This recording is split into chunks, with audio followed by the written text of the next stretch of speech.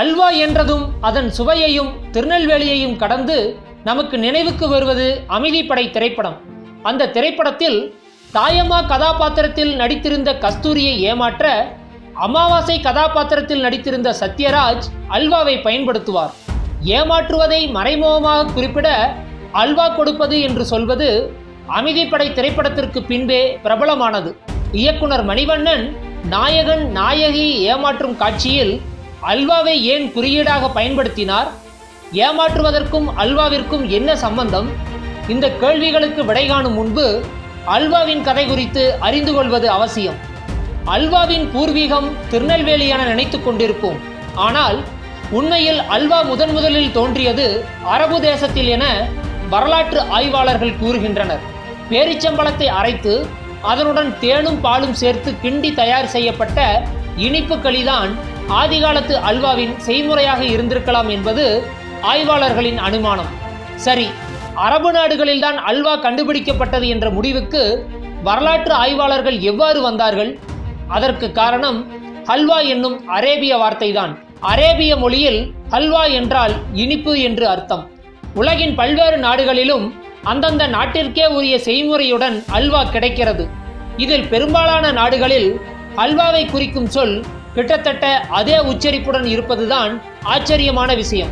உதாரணமாக அல்பேனியாவில் ஹல்வே, பங்களாதேஷில் ஹலுவா, எகிப்தில் ஹலவா, கிரீஸ் நாட்டில் ஹல்வாஸ், இஸ்ரேலில் ஹல்வாக், ஈரான், போலாந்து மற்றும் ரஷ்ய நாடுகளில் ஹல்வ, இலங்கையில் அலுவா, துருக்கியில் ஹெலவா என்றும் அல்வாவை குறிப்பிடுகின்றனர்.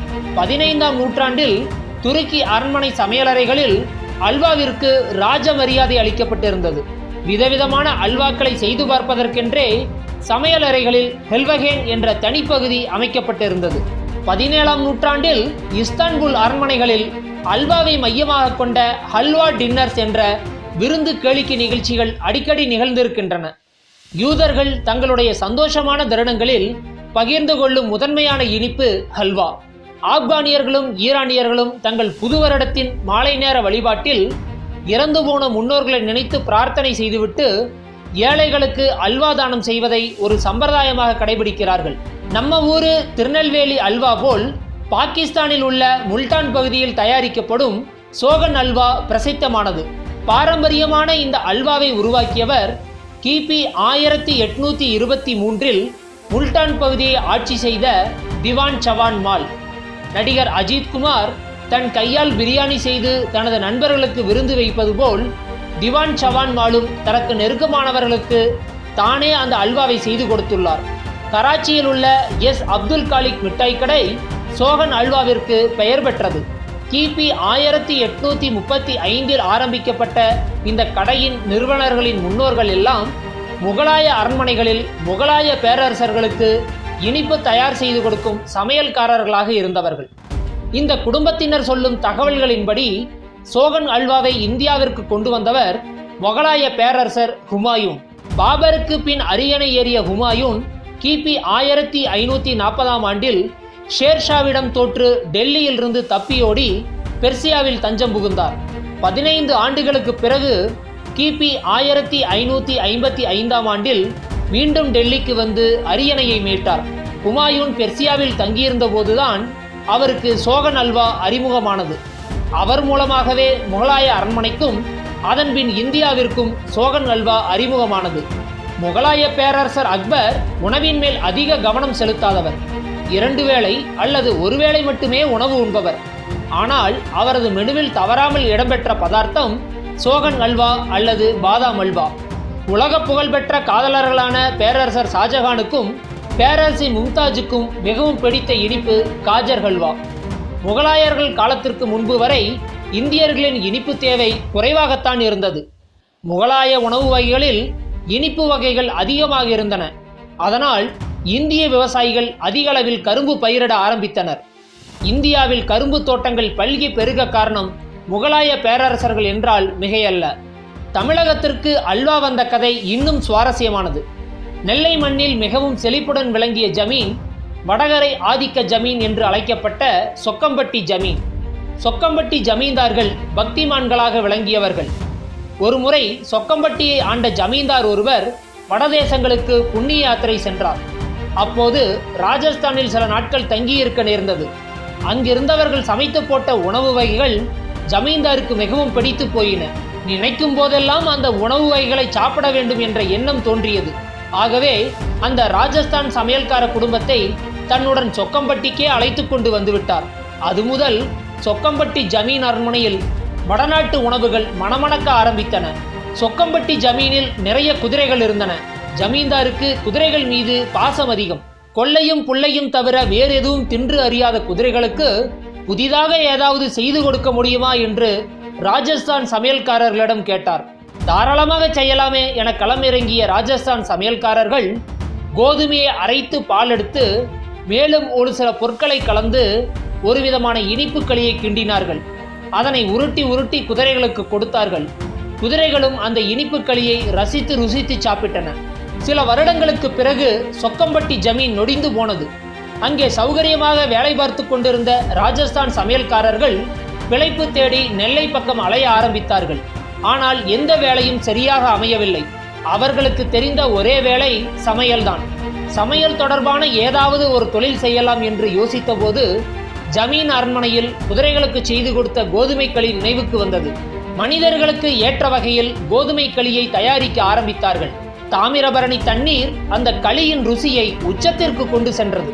குதிரைகளுக்காக தயாரிக்கப்பட்டு அதன்பின் மனிதர்களுக்கான தின்பண்டமாக மாறிய இனிப்புதான் இன்று நாம் விரும்பி உண்ணும் திருநெல்வேலி அல்வா.